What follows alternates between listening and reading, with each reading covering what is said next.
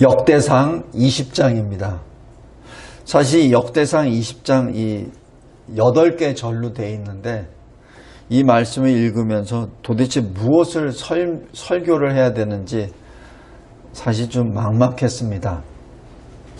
근데 이 역대상 20장에 나와 있는 것이 사무엘하 12장부터 21장까지 내용인데 우리 사무엘하 12장 한번 보십시오. 사무엘하 12장.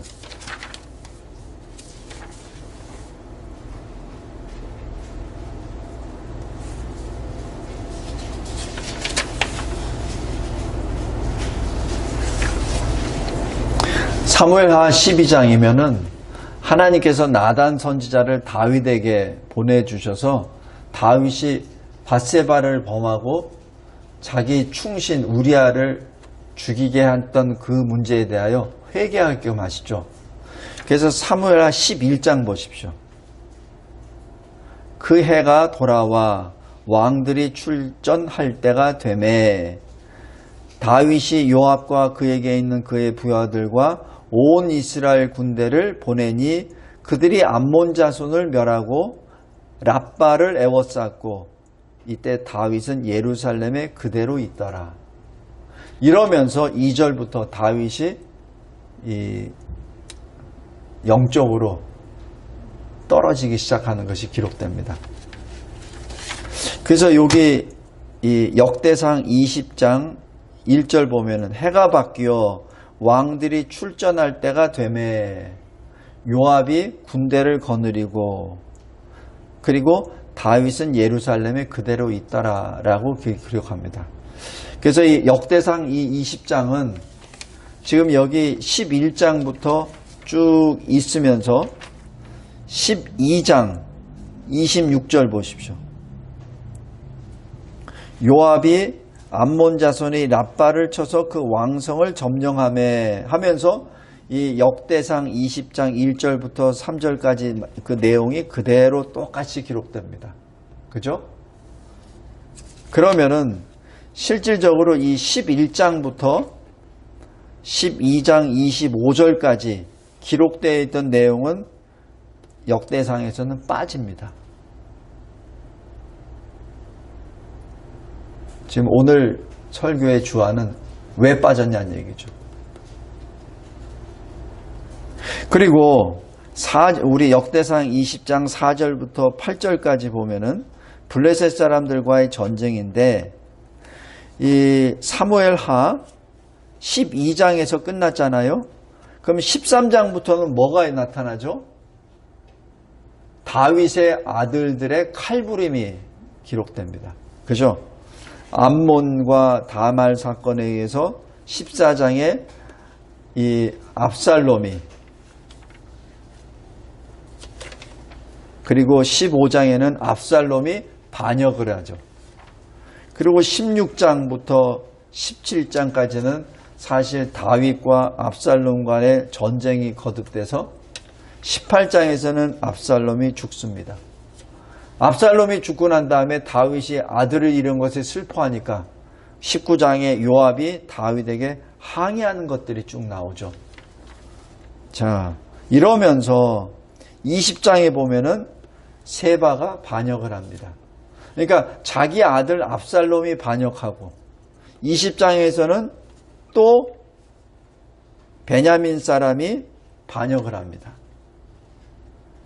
자, 이런 일들이 쭉 나타나고 난 다음에 21장 15절 보십시오. 15절부터 22절까지 말씀이 오늘 여기 우리가 읽었었던 역대상 20장 4절부터 8절까지 내용입니다.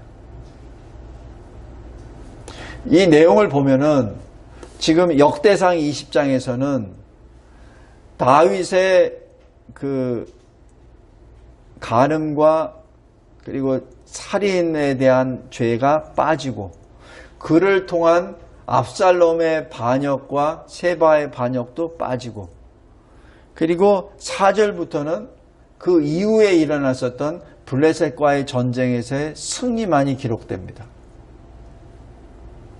다시 질문으로 들어갑니다. 왜 다윗의 죄는 여기서 빠졌습니까? 그리고 왜 그로 인하여 이스라엘이 고난받고 그 회오리 바람이 막 일어났었던, 얼마나 전국이 어수선했겠습니까? 아들 압살롬이 반역을 했죠. 그다음 좀 있다 보니까 베냐민 지파에 있는, 베냐민 지파는 누구예요? 유다 지파의 바로 옆이잖아요. 근데 유다 지파의 베냐민 지파가 또 반역을 하고, 세바가. 그 다음에 이 21장에 이 블레셋과의 전쟁을 기록하게 됩니다. 설교약을 잠깐 보시겠습니다. 왜 다윗의 죄는 기록하지 않았습니까? 이 역대기를 기록했던 사람은 바벨론 포로 70년을 마치고 돌아온 사람들입니다. 그래서 바벨론 포로 생활을 마쳤던 사람은 어떻게 해서든지 이스라엘이 다시 재건되어야 되겠다. 또 왜 이스라엘이 이토록 포로 70년을 해야만 했었는가를 분석을 하고, 그리고 이 모든 것을 다시 반복해서는 안 된다라는 것이 역대기를 기록한 사람의 사실 간절한 기도 내용입니다. 그 가운데 오늘 역대상 20장에서는 다윗의 허물과 죄에 대해서는 언급을 피합니다. 그리고 하나님이 다윗을 통하여 이룩하신 암몬과의 전쟁에서의 승리, 그리고 블레셋과의 전쟁에서의 승리만을 기록합니다. 먼저 블레셋과의 전쟁을 보면은 블레셋에 누구와 싸우죠? 거인들과 싸웁니다. 이 거인들과의 싸움은 이스라엘 사람들이 애초 이 광야 행진을 할 때부터 두려움의 대상이었습니다. 그래서 모세가 정탐꾼을 보내죠. 근데 정탐꾼들이 돌아와서 하는 얘기가 너무 커서 그들이 앞에는 우리가 메뚜기 같아. 그래서 아예 오금을 제대로 펴지 못하는 그런 상황이었죠. 그래서 하나님이 약속의 땅이라고 줬다는 저기 젖과 꿀이 흐르는 저 가나안 땅이 분명히 좋아. 그래서 포도송이를 어깨다 메고 올 정도로, 이 정도로 옥토야. 이 정도로 먹기가 좋아. 그런데 문제가 있어. 거인들이 살아. 근데 우리가 이 사무엘서부터 쭉 봐서 보면은 거인들이 있기는 있지만 다 거인은 아니에요. 그죠? 그러니까 그 당시 처음에 있었던 그 보고가 얼마나 부정확한 정보였다는 것을 우리가 사실 여기서 알 수 있습니다.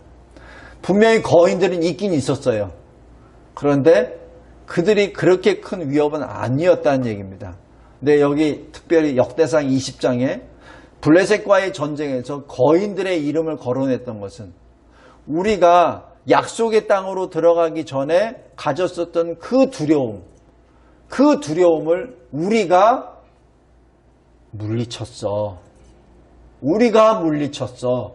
바로 그것이 우리의 믿음의 선진들이었어. 라는 주장이죠. 그런데 진정으로 이 모든 것을 물리쳤을 때 이스라엘의 선진들, 장수들이 물리쳤습니까? 아니죠. 다윗이 골리앗을 물리칠 때 어떻게 하죠? 전쟁은 여호와께 속한다. 다시 해서 똑같은 원리입니다. 전쟁은 하나님께 속한다. 그러므로 너희들이 거인이라 하지만은 그러나 우리에게는 문제가 안 된다는 것을 하고, 그리고 실질적으로 거인 부대냐? 아니란 얘기예요. 블레셋 무리들 앞에 섰었던 몇 명 안 되는 거인들이었습니다. 여기서 두 가지입니다. 우리가 알고 있는 세상의 적이 우리가 생각한 것만큼 우리에게 위협이 안 된다는 것을 의미하고, 두 번째는 그러한 위협 가운데서도 하나님은 역사하신다는 얘기죠. 하나님은 일하신다는 얘기입니다. 그래서 역대기를 기록한 그 저자는 어떤 마음을 가지고 있죠? 우리가 70년의 포로 생활을 하고 있었어. 그리고 이제는 다시 회복돼서 예루살렘으로 돌아왔는데 이 모든 것이 하나님의 역사야. 근데 우리가 바벨론 포로로 갔었던 것은 우리가 하나님의 말씀 그 명령을 지키지 않았기 때문에 그래. 우리가 우상을 섬겼기 때문에 그래. 우리가 세상을 두려웠기 때문에 그런 거야. 하나님 말씀에 순종하게 했기 때문에 그래. 근데 눈에 보이는 적까지도 하나님이 싸워주시는 그 하나님이기 때문에 우리 다시 예루살렘에서, 다시 유대 땅에서, 다시 예루살렘에서 다시 나라를 세우자라는 얘기입니다. 하나님이 우리에게 다시 기회를 주셨으니 다시 나라를 재건하자는 얘기입니다. 지금 그것이 굉장히 깊이 깔려 있습니다. 그 다음에 이제 첫 번째 20장 1절부터 3절까지입니다.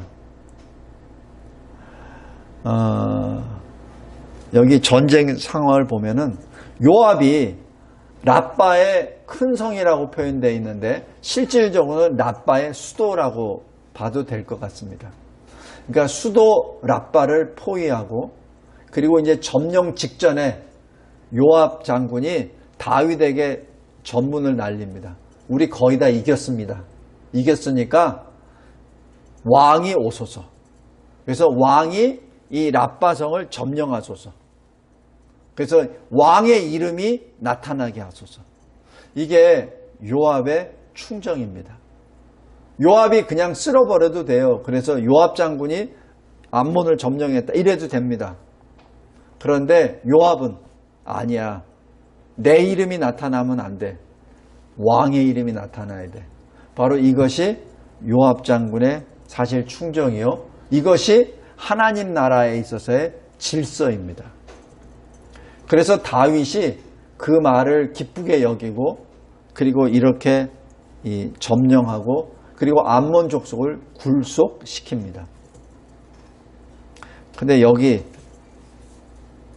다윗이 영적으로 침체가 되었을 때 그 모습은 기록되지 않습니다. 자기 부하 장수들이 왕들이 다 나아가서 암몬과 전쟁할 때 사무엘하 11장에 있는 것처럼 이 다윗은 전쟁에 참여 안 합니다. 그리고 죄를 범하게 되죠. 성도 여러분, 그리스도인이 여기 설교와 큰 1번에 작은 4번 보시기 바랍니다. 그리스도인이 영적으로 침체에 빠질 때에는 궁핍할 때가 아닙니다. 부요할 때입니다. 제가 다시 말씀드립니다. 영적으로 침체되었을 때, 그리스도인들이 영적으로 침체되었을 때는 내가 먹고 사는 문제가 해결되었을 때가 문제입니다. 먹고 사는 문제가 해결되지 않았을 때가 아닙니다. 보통도 우리가 언뜻 보면은 내가 못 사니까 지금 어려울 때니까 뭐 이렇게 영적으로 침체된다고 하는데 그게 아니에요. 실질적으로 영적으로 침체될 때는 내가 물리적으로 풍요할 때가 일어납니다. 다윗이 사울 왕의 쫓김을 받았을 때는 육신적으로는 힘들었어도 영적으로는 항상 깨어져 있었어요. 그러니까 사울을 죽일 수 있는 기회가 2번이나 있었는데 안 죽이죠. 그죠? 우리 시편에서도 보면은 죽을 그 위기에 있으면서도 하나님을 찬송했잖아요. 영적으로 깨어져 있을 때입니다. 그런데 왕이 되다 보니까 왕이 되고 난 다음에 전쟁에 자기가 직접 나갈 필요도 없을 정도가 돼버렸어요. 그러니까 죄를 들어가죠. 성도 여러분 꼭 기억하시기 바랍니다. 그리스도인이 영적으로 침체되는 것은 궁핍할 때가 아니라 부요할 때 일어납니다. 그리고 또 언제 일어나면 믿음의 공동체에서 떨어져 나갔을 때 들어옵니다. 그래서 함께 모여서 기도하는 것이 그래서 중요하다는 얘기입니다. 어느 신학자가 이렇게 표현해요. 우리 왜 이게 난로에 갈탄 이게 막 붙이죠? 석탄 같은 거 이렇게 동그랗게 주먹만한 거 해가지고 태우잖아요. 옛날에. 굉장히 활활 타오르는 그 탄 하나를, 그 조그만 탄 하나를 바깥으로 끄집어 내놓아 보십시오. 얼마나 탑니까? 조금 이따 꺼져버립니다. 근데 이 탄이 같이 뭉쳐 있을 때는 화력이 나타납니다. 우리도 마찬가지입니다. 우리도 혼자 기도할 수 있어요. 그거 기도하지 말라는 거 아닙니다. 기도해야 됩니다. 그런데 같이 합심해서 기도할 때 더 힘을 받습니다. 교회가 바로 그러한 역할을 합니다. 교회가 성도들이 모여서 예배 드리는 것도 소중하지만 성도들 자신을 위해서 같이 합심해서 기도할 때 영적으로 더 크게 일어납니다. 그래서 서로 합심해서 기도하고 무슨 일을 할 때 같이 하는 거예요. 뭐 일이 어려워서도 문제가 되지만은 그러나 같이 했을 때 그 능력이 나타납니다. 그것이 청소가 되었든 아니면 그것이 뭐 음식을 만드는 문제가 되었든 아니면 무슨 뭘 어떻게 꾸미는 일이 되었든 무슨 일이든 같이 할 때 서로가 서로를 보완합니다. 다윗이 왜 밧세바를 범했습니까? 왜 자기 충신 우리아를 죽였습니까? 믿음의 공동체에서 떨어져 나갔기 때문에. 그때 만약에 다윗이 자기 부하들과 같이 출전했다면 그런 죄는 범하지 않았을 겁니다. 성도 여러분, 우리가 영적인 침체가 언제 오는지를 다시 한번 정확하게 보십시오. 내가 물질적으로 풍요할 때 침체가 들어옵니다. 영적 침체가 들어옵니다. 제가 간단한 사례를 얘기하겠습니다. 제가 처음에 한 18년 전, 한 15년 고전쯤에 중국에 러시아에 강의하러 갔었습니다. 그때는 사실 화장실 문도 없이 남녀 없이 했던 그곳에서 저도 일도 보고 서로 얼굴 보면서 일복을 했었어요. 말도 안 되는데. 근데 그때는 굉장히 뜨거웠습니다. 근데 10년 후 중국과 러시아가 조금 경제가 올랐었을 때 그런 환경도 없었지만은 그 순간부터 현지인들의 신앙심은 계속 급강화하였습니다. 벌써 모이는 사람들의 눈이 벌써 달라져요. 교수, 선교, 이 신학 강의라는 교수들을 평가하기 시작합니다. 그전에는 평가가 없었어요. 그냥 받는 대로 그대로 울면서 받았습니다. 감격해서 받았고요. 찬송할 때도 누가 공안이 들어오든 안 들어오든 상관없이 큰 소리로 같이 찬송했었습니다. 더위 중에서도 더운 가운데서도 문 닫아 담그고 그리고 큰 소리로 찬송했습니다. 근데 그 일이 끝난 다음에 10년 후에 가니까 그런 게 사라졌어요. 사는 거는 훨씬 더 좋아졌지. 에어컨도 돌아가고 다 좋아졌죠. 화장실도 그런 화장실은 없어지고. 그런데 그 간절함이 사라져 버렸습니다.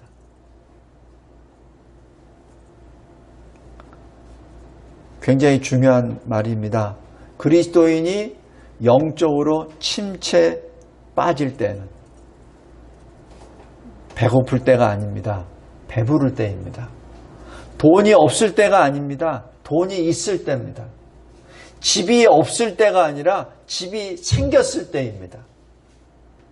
자기 기업이 잘 안 될 때가 아니라 자기 기업이 복을 받아서 크게 될 때 영적 침체가 들어가고 영적 침체는 하나님으로부터 점점 더 멀어져 가게 됩니다.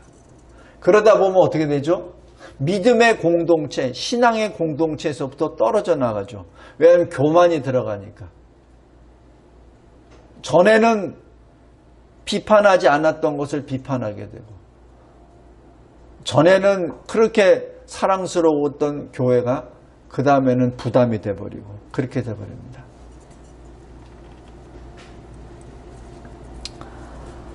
그래서 여기 큰 1번, 작은 5번 보십시오. 암몬 전쟁에서 승리한 것은 지금 이 암몬을 점령하기 바로 직전에 범했었던 것이 밧세바를 범하고 우리아 장군을 죽였던 것이죠. 그런데도 전쟁은 승리해요.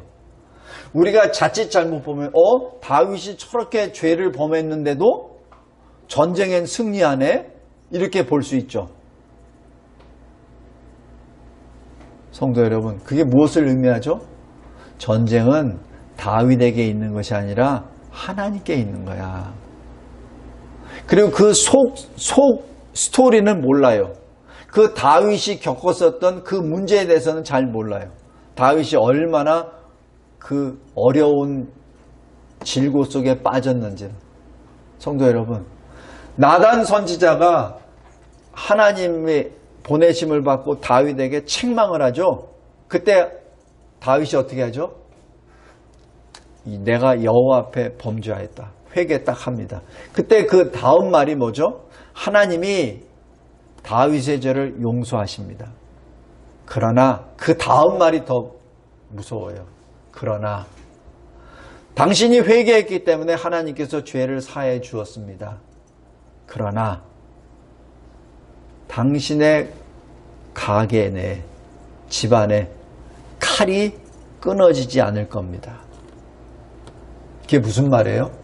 압살롬의 반역과 그 다윗의 자손들이 서로 혈육간에 싸우고 싸우는 그 일이 끊어지지 않을 거라는 것이 나타나죠. 그것이 압살롬과 그리고 그 이후에 태어나는 그 왕자들이 일어나는 여러 가지 난들이 바로 그 사건입니다.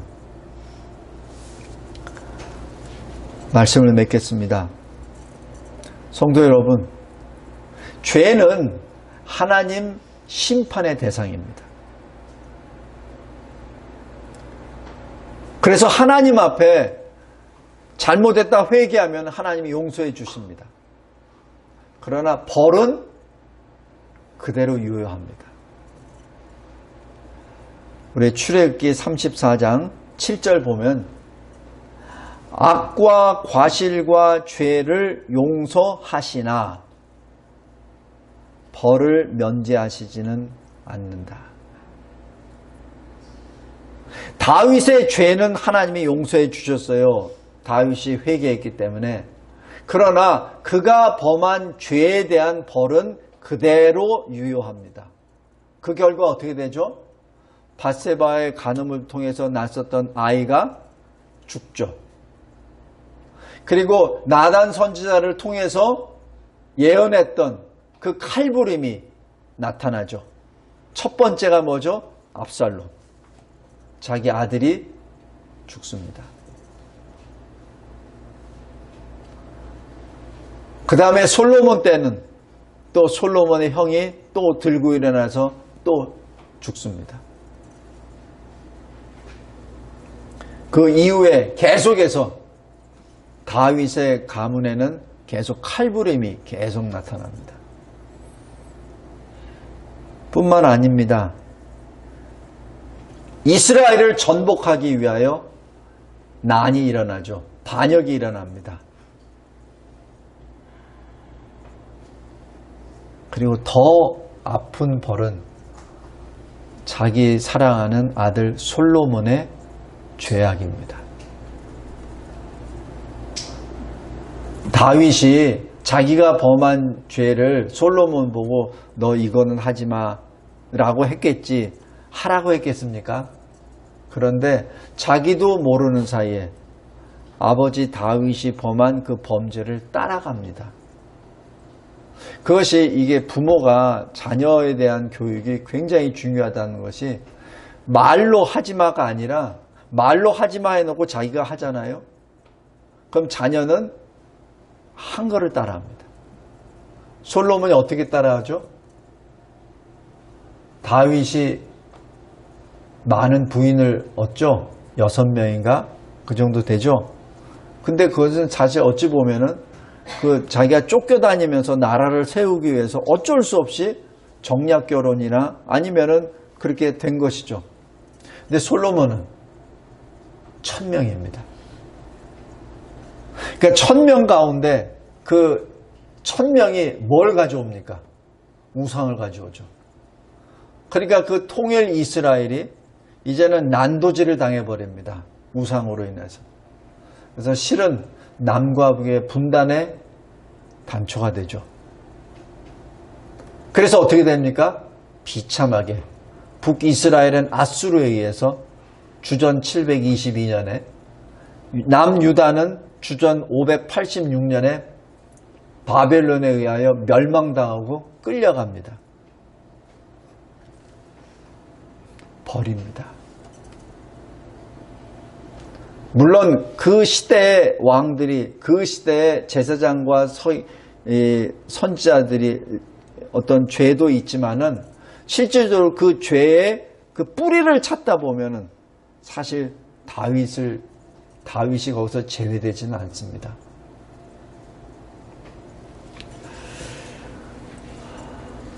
성도 여러분, 그럼에도 불구하고 하나님은 범죄한 다윗을 용서하시고 다윗에게 임할 여러 가지 벌들도 계속 있지만은 그 가운데 신실하신 하나님의 언약을 이루어 가십니다. 그래서 왜 이런 말이 있잖아요. 내가 하나님의 일을 안 해. 여러 가지 이유로. 하나님은 일을 그만두시나? 아니죠. 나를 쓰지 않으시죠. 다른 사람을 쓰시죠. 다른 사람을 쓰십니다. 하나님은 전능하신 하나님이세요. 내가 이 일을 하는데 난 지금 내 생각 안 할 거야 라고 하는 데에서 하나님의 일이 중단되지 않는다는 얘기입니다. 하나님의 일은 그대로 지속됩니다. 그것이 하나님의 신실성입니다. 오늘 여기 역대기를 기록한 바벨론 포로의 자유를 얻고 귀환한 하나님의 백성이, 하나님의 기자가 기록하기를 다윗을 바라보지 마라. 우리가 다윗을 통해서 나라를 이룬 것이 아니라 하나님이 세우셨다. 다윗은 한 그릇이었다. 우리가 다윗을 존경하는 것도 물론 중요하지만 우리는 다윗을 사용하신 하나님을 바라봐야 된다. 우리가 바벨론의 포로로 끌려갔었던 것은 하나님을 바라봐야 되는데 사람을 봤기 때문에 그렇다. 하나님을 바라봐야 되는데 사람이 만든 우상을 바라보았다. 거기에 원인이 있다. 그러므로 역대기를 다윗이 범한 여러 가지 범죄 사실, 벌을 받는 것은 다 생략해버립니다. 그 내용은 이미 사무엘하에 다 기록되어 있으니 역대기만은 오직 하나님만을 바라보는 그 내용, 그리고 믿음의 선진들이 혹시 잘못했던 것들을 들추어내서 또 따라가지 않도록 하나님 앞에 정결한 신부의 모습으로 하나님의 일을 감당하는 이스라엘이 되라고 기록하지 않았나 조심스럽게 묵상합니다. 성도 여러분, 우리 이 세상을 살면서 우리 세상에는 음과 양이 있어요. 밝은 면이 있고 어두운 면이 있습니다. 사람을 바라보아서도 사람의 장점이 있고 단점이 있어요. 장점만 있는 사람은 없고 단점만 있는 사람도 없습니다. 장점을 보기 바랍니다. 단점이 눈에 보입니까? 기도하시기 바랍니다. 하나님, 저 사람의 단점이 보이지 않게 나를 지켜주세요. 저 사람의 장점만 보게 해주세요. 세상을 바라볼 때 음지도 있고 양지도 있습니다. 음지만을 계속해서 캐고 하면은 세상은 살맛이 안 나고 세상은 개혁의 대상이고, 개혁이 사실 원래는 좋은 말인데 개혁은 원래 하나님 말씀으로 돌아가는 게 개혁입니다.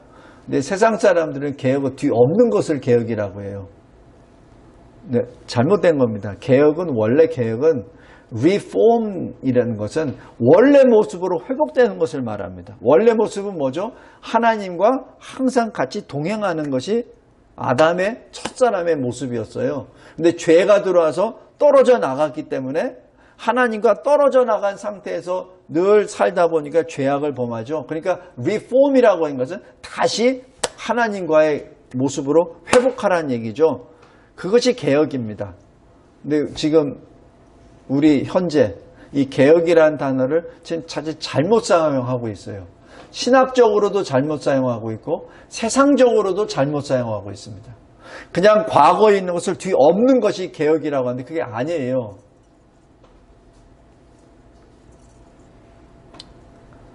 다시 한번 하나님만을 바라봅시다. 귀인들을 의지하지 말고 도울 힘이 없는 인생도 의지하지 말고 시편 116편 2절입니다. 3절. 오직 믿음의 주여 온전하게 하시는 예수만을 바라보라. 히브리서 12장 2절입니다. 하나님 감사하고 감사합니다. 이 역대상 20장 말씀을 통하여 피와 눈물을 흘렸었던 바벨론 포로 70년의 그 고난과 질고 속에서 자유함을 얻고 다시 예루살렘으로 돌아왔었던 그 하나님의 사람들을 바라봅니다. 70년 전에 무너졌던 성곽이 그대로고 70년에 불타버렸던 성전이 그대로 남아있고 하나님 그 가운데서 부르짖으며 하나님께 기도하며 이 땅을 다시 새롭게 하옵소서. 이 성전을 다시 새롭게 세워주소서. 이 땅에 있는 하나님의 백성들의 신앙을 다시 세워주소서.